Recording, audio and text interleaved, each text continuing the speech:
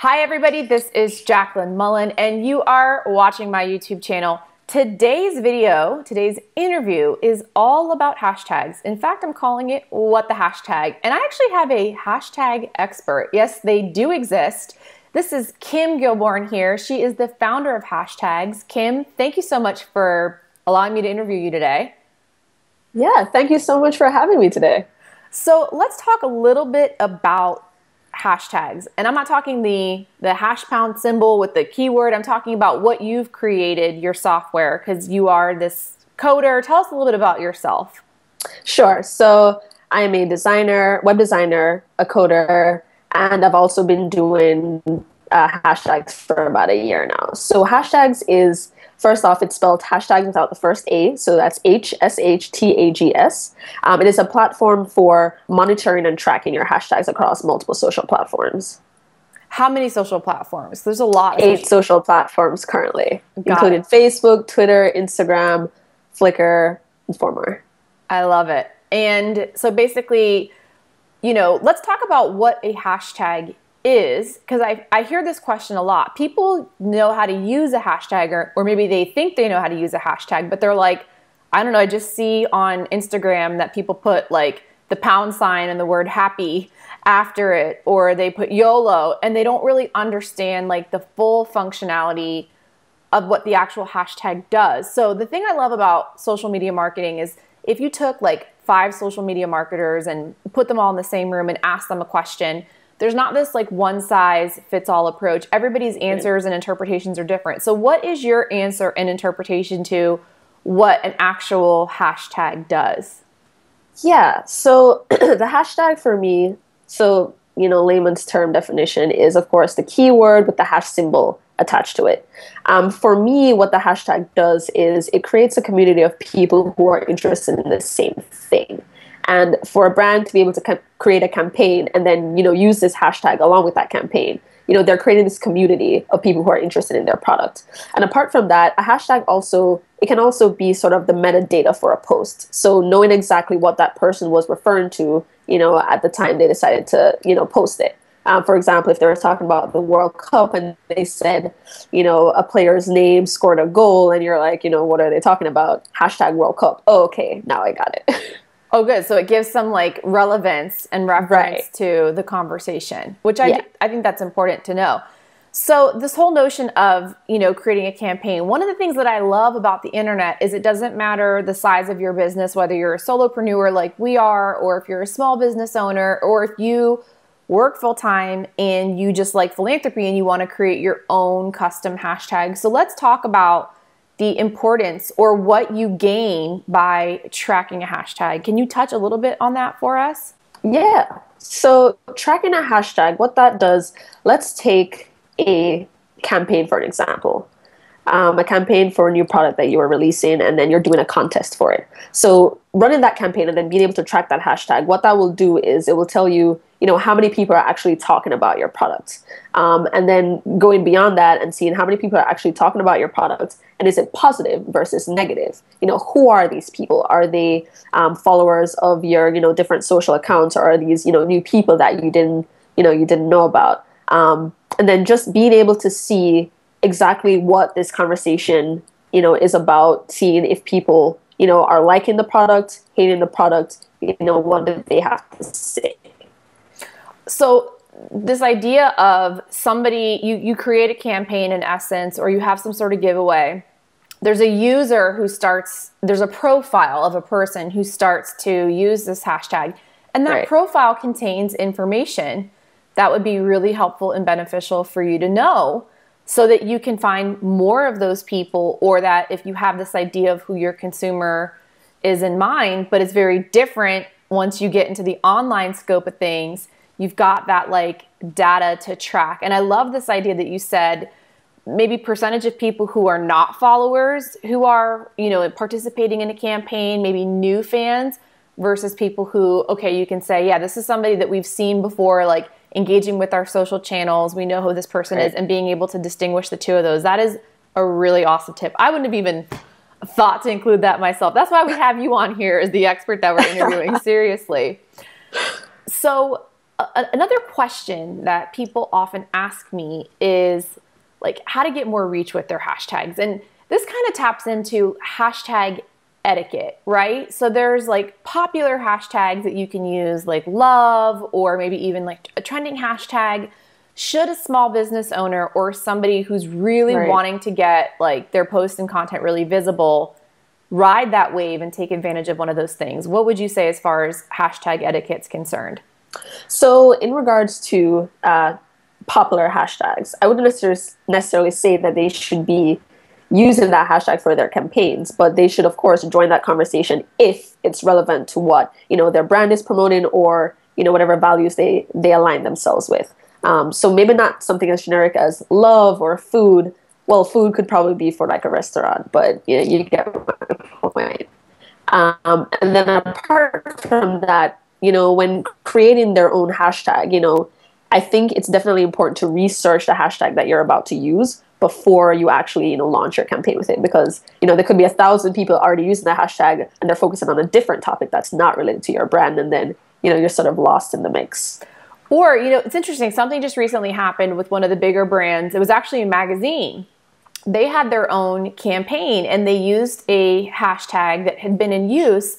And so what happened was maybe they had like a software on the back end that allowed them to track solely all their entries. Right. But from my perspective as like this marketer who happened to enter the campaign, when I went to search the hashtag, I saw all these other pictures coming up that had nothing to do with the content. That their whole content was more of like inspirational, and this other content was like, let's say, a little less inspirational. So, you know, brand equity is big. So I love this idea of like researching ahead of time, which if there has been a hashtag that's been used, let's say like 5 or 6 times, like a small percentage, is there such a thing as hijacking a hashtag, or is the purpose to create this like momentum to get more people using it to spread the message and the content and the brand awareness? So that's not, I wouldn't necessarily relate hashtag hijacking to you picking a hashtag that was kind of used a little bit and then wanting to launch your campaign with it. I think that's actually a whole different topic altogether. But I do think it's okay that if you search this hashtag, if only, you know, 2 or 3 people have used it, then, you know, it's clear that nobody's really using that hashtag. So I think it's okay to, you know, then take advantage of that. Awesome. And then the point is that you want people, particularly if you're getting a campaign, to like continue to use that hashtag and spread the awareness and all that stuff. So do people own hashtags? Like if you create this custom hashtag and then somebody else starts using it, let's say somebody else tries to take this momentum that you've built and they start using it, what's really like the fine line there? Or do you just stay true to your course and your values, like you said, and just chalk it up to the words getting out there in some way, shape, or form? So now that is hashtag hijacking. Okay. When you know someone is using the hashtag and you want to just basically benefit from that popularity. So you're using that hashtag and then you're injecting content that has no relevance whatsoever to that conversation. That is what I think, you know, misusing or abusing the hashtag relates to. But I mean, if you are the first person to use it, I do think there is a concept about owning tags. It's almost just like a domain. And this is a feature that I will actually have on hashtags in the future. But it's almost like a domain name. Not everybody can have the same domain. You know, so when you go to Nike.com, you expect to see Nike's content. So it's the same thing with a hashtag. If you hit hashtag Nike, you want to see Nike content. So I think it's unfortunate that some people abuse the hashtag in that way, and it's kind of not really anything you can do about it. Just hope that you're the first and no one does it to you. Okay. I mean, fair enough. Now, something you can do about, for lack of a better description, is the amount of hashtags you used. So you wrote a blog post, and I was really, you know, maybe shocked to see that there's been studies that tell you like a certain amount of hashtags are best, right? Best practices versus like thousands of hashtags. I mean, we've seen people who do like the 10, 15. I think I've even been guilty of maybe 5. But what really is the rule of thumb with regard to how many hashtags a post should contain? And does it differ per platform? So I think 2 to 3 is the max it should have. On Instagram, some people would probably disagree with me and say, no, I think 10 is okay just because they've seen 10 being used. But it's really not, I don't see why you need 10 hashtags. You know, I feel like 2 or 3 is probably going to cover, you know, what you're, you know, discussing. But I think it's more of people trying to get into more popular spaces. You know, that's why they're using all these hashtags. So I say 2 to 3. Okay. And I'm going to actually like share the blog post link because you touched on this and I love it and it was great.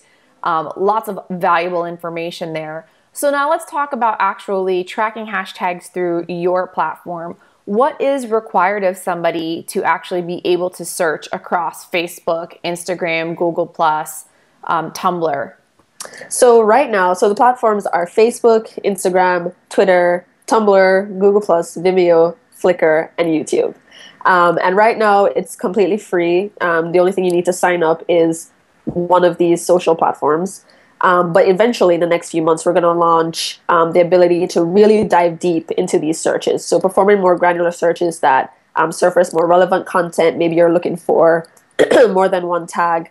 And then also being able to track the data behind that tag. So seeing who your top followers are, brand ambassadors are, you know, who, if it's positive or if it's negative, you know, and just the relevancy of the entire conversation.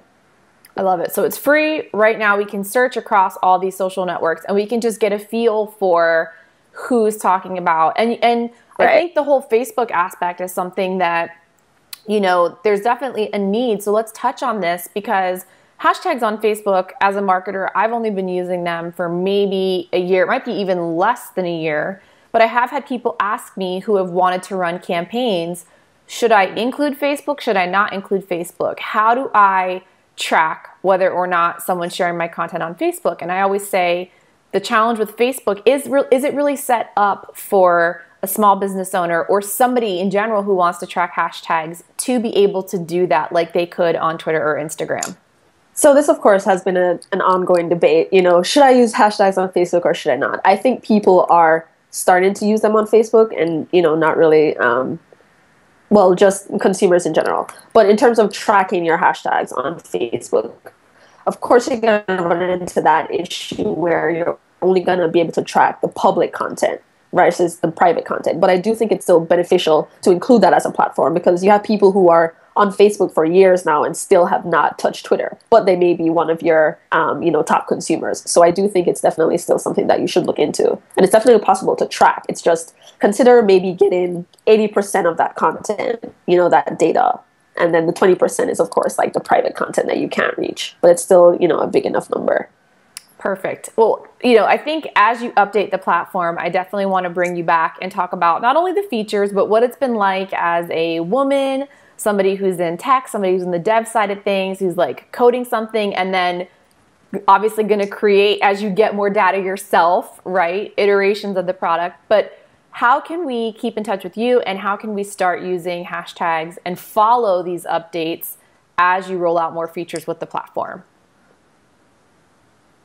Yeah, so of course you can follow the hashtags Twitter, which is spelled the same way, HSHTAGS. And personally, you can follow my Twitter, KIMMIKYE. And my Instagram is also Kim Golbourne. And Goulbourne is actually spelled GOULBOURNE. All right, last question. What is your favorite hashtag? If you had to pick one. What is my favorite hashtag? Well, right now my favorite hashtags are Black Friday and Cyber Monday. But it really changes depending on the season. I like that. You can change your shoes, you can change your hair, you can change your accessories, you can even change your lipstick color, and you can change your hashtag. You can change your hashtag. All right, that is a good note to end on. So I'm Jaclyn Mullen. You can follow me on Twitter at Jaclyn Mullen. And I'm just going to spell that for you because it's often misspelled. JACLYNMULLEN. Same thing for Instagram. Right now, I'm really feeling this hashtag that I actually created, which is Stay Inspired. I also hashtag startups and stilettos. And on that note, Kim, you've given us so much awesome information today. Thank you so much for your time. I really appreciate it. This is going to conclude our little What the Hashtag video. Thank you for having me. This is awesome. Perfect. You'll probably be back, like I said. And on that note, everybody, tweet us and let us know what you liked and what you're going to implement. And we'll catch you next time on YouTube. Thanks. Bye.